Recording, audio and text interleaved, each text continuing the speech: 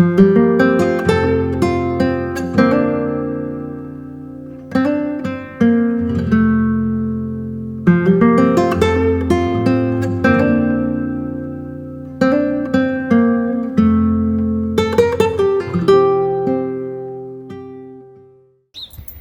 morning. I've just got back from the post office. I'm literally walking from the car to the house. It is absolutely freezing, and it is actually very, very lightly snowing at the moment, which is hard to believe with this sunshine. But yeah, freezing cold. I cut that off quickly because I came into slight chaos. Anyway, what was I saying? It's freezing cold and almost lightly snowing. I've just got back from the post office, and the car was flashing 3 degrees risk of ice at me. So yeah, chilly considering it's beautiful sunshine. We've got a day where we're going to be out of the house quite a lot, which is very rare at the moment. But this morning, as I mentioned yesterday, we are going to have a little look at a house. I've been looking more and more closely at it online, and you know, when you're kind of looking and you're trying to think, well, okay, how would we do that? Where would we put guests if they came to stay? What would we do about an office and all of this kind of thing? So yeah, we'll have to go and see what the space is actually like and see whether we think it would work for us, but it's always exciting. And then this afternoon, we're popping around to one of Arthur's friends. We're going to go and have a garden play, as that's allowed, and they've got new bunnies, and Arthur wants to go around and play with the bunnies and go and see the bunnies. So Jasper is invited as well. So I'm going to take the boys around there this afternoon and yeah, go and meet the bunnies. Hopefully I will be able to get a little bit of video of the bunnies as well, which would be really cute. But it is technically a work day for me today, so I've still got a lot of work to get done before all of that can happen. I've got stripes. The stripes are all wound, so that's good. I haven't done photos. I need to try and get that done at some point. But I've got yarn to skein. So I've got 3 baskets of yarn. I've got my grey gradient minis. They all need skeining. A restock of the blue gradient minis. They need skeining. And I've also dyed up, which I'll show you more clearly later. I've got a basket with Neptune, which was one of the Nostalgia Club colourways, and Make, Do and Mend, which was one of the other Nostalgia Club colourways. So that is my job this morning, really. I will show you my new skein twister. But first, I need to go and make a cup of tea and get yesterday's vlog edited and uploaded, because I've not done that yet. So here is my awesome new skein twister. They're a UK company, so if there's any indie dyers out there looking for something like this, then have a little look on Instagram or Facebook for them. They're UK based, which is brilliant, because there is another one called, it's like the Alpenglow skein twister, but it comes from America, and it's ridiculously expensive when you have to factor in shipping and customs. Oops, sorry, dropping the table. But basically, it's a hook with a motorized thing. You've got settings that allow you to change the speed, allow you to change the direction, allow you to change whether you do it manually or like a certain number of spins. And all you do is you hook your skein on, hold it with the other hand. I'll swing you around a second. There we go. Hold it with the other hand, not that you can quite see me. And then there's a foot pedal, and you press the foot pedal and it twists. And then you take the centre part, join it back up again. You have to hold on quite tight, and then you let go. And there's your mini skein all twisted, and you just tuck the end through and you get a perfect mini skein. So much easier than doing it by hand. For me, the main advantage is that when I do it by hand, what I tend to get, especially if I've got a lot of skeins to do, I get friction burns on kind of this bit of my hand, because as you're doing it, you're kind of spinning the yarn around that part of your hand. Excuse the children having an argument in the background. As I was saying, yeah, as you're twisting, you're spinning around that part of your hand, and I find I get friction burns kind of along my knuckles if I'm doing it too much. It also is hard work on your wrists and elbows. So this is saving me a lot of pain and a lot of hassle.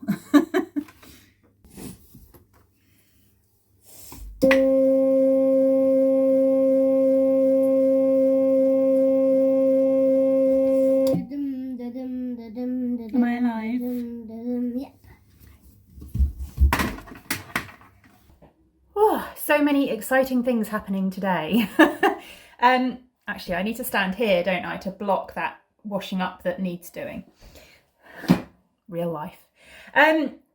What was I going to say? What did I come on to say? We've just got back from looking at the house. Obviously, I didn't get footage of the house or anything because it's somebody else's house and that didn't seem particularly appropriate. But it was lovely. The woman that showed us around, the person who lived there, was lovely.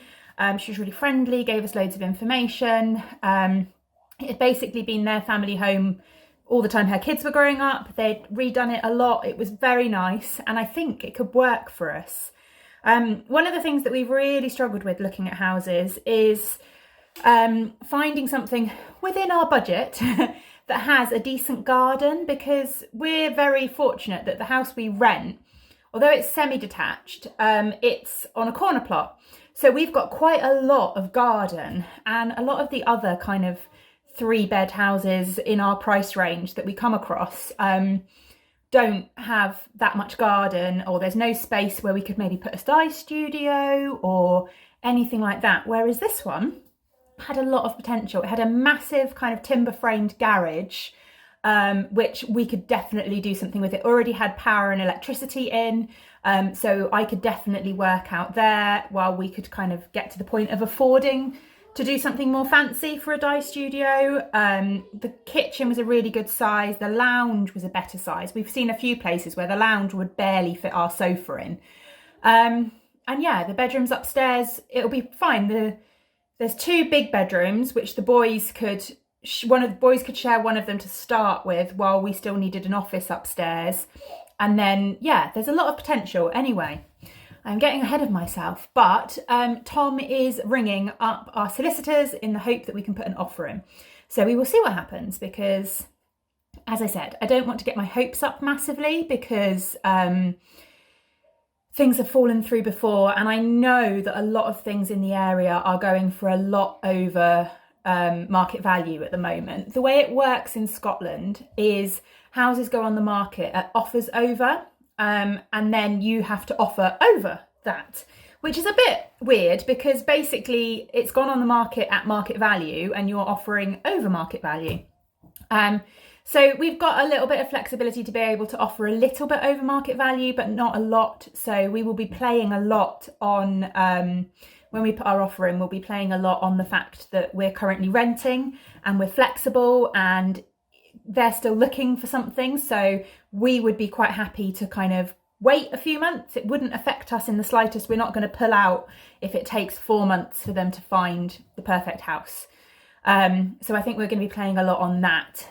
So we may not be able to offer them as much as other people, but we can offer them the flexibility. So we'll see what happens with that. The other exciting thing is that I have just booked onto the Wool Lay retreat in December, which is a retreat hosted by Kelly of Lay Family Yarns. And a few of my friends from various kind of knit night chat groups and the Crafty Dragons have got an Airbnb booked, and they've got a spare room. So when they said they had a spare room, I thought, I'm going to have a look and see if there's still places available for December. And there were. So I've booked. So I'm really excited about that. It's like a 6-hour drive. But yeah, hopefully it'll be good. It'll be really nice to kind of get away and have a weekend away, even if it is most of a year away. And we'd have no idea what next winter's going to bring. But yeah, that's really exciting. So exciting things all around, and slightly nerve-wracking things when it comes to houses too. I got some happy mail, 2 bits of happy mail in fact. So I thought I would open them. I'm going to start with this one here. I ordered this a while ago. I think I ordered mystery bookmarks, but I can't quite remember. This is from the Novel Menagerie, who is Leanne, I believe, and she's on Etsy. She's an Edinburgh yeah, Edinburgh-ish based maker, and she does all kinds of literature themed bits and pieces, basically. I can't open the box. I should have opened the packaging before I sat down to talk to you about them, shouldn't I, really? Okay, here we go. So here we go. Her stuff is always really, really nicely wrapped. Washed? Really nicely washed. That is not what I meant to say at all. Always really nicely wrapped, which I'm now going to ruin. See, look, beautiful packaging. It's got all kinds of little bits of confetti. You can't see this at all, can you? Let's try this, shall we? Now you might actually be able to see what I'm showing you. As I was saying, her stuff is always really, really nicely wrapped.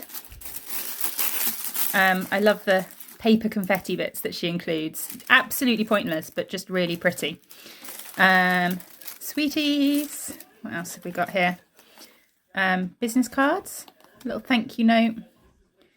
And business cards. And here we go. Right, so it was mystery bookmarks, I believe. So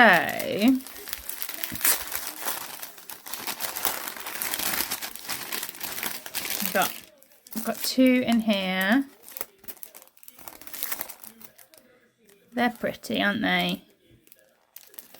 Christmas one. Is that a sausage dog dressed as a reindeer? And what else? What's in this one? Oh, that's pretty. I like that. The feathers. So these are her fabric bookmarks. So she makes the bookmarks and then coats them with fabric. They're just really, really nice and really pretty. And I fancied something nice. Now that I'm reading that bit more, I fancied some nice bookmarks to use. I don't know what this one is. Is that just an extra little postcard? Yeah. How pretty. And then I got another parcel, and I believe this one is a swap package. Excuse the crinkling. Eee. Me and some friends did a little Easter swap, and this is the Easter swap.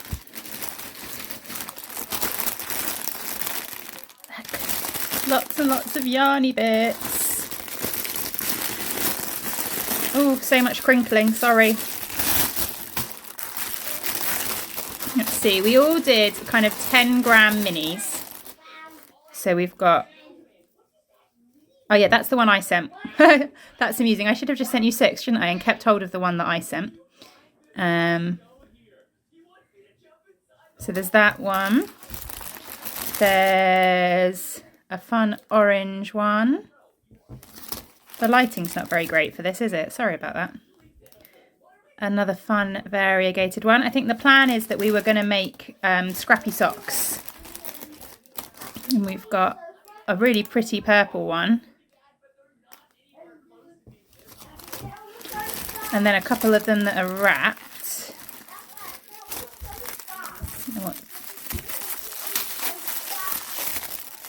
You're getting the mystery with me at the same time.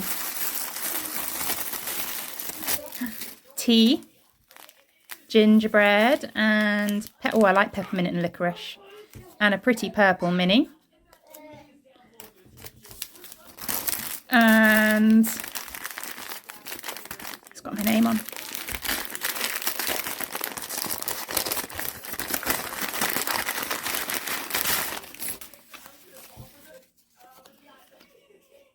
Another pretty one. They're all pretty. This one is You and I. And then the last one. What else is that? Oh, look. A spring snowflake badge as well. Very nice. And the last one. Oh no, how am I going to get into this one?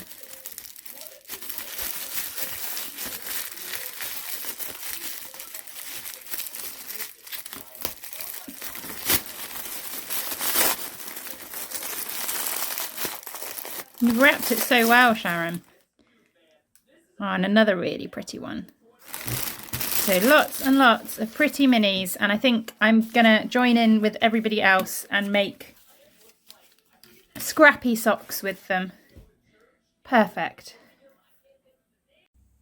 This is my favourite book. It's called Animals, A Journey Across the World. So look, it's a look and find book. I like getting into the pictures and like finding stuff. Like this one is there. I like doing that and it's quite fun. And then at the end of the book there's like quests.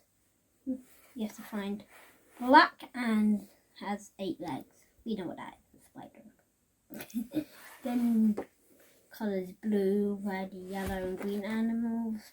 Then 1 whale, 2 of them, 2 of them, 2 of them and 5 of them for the first page here.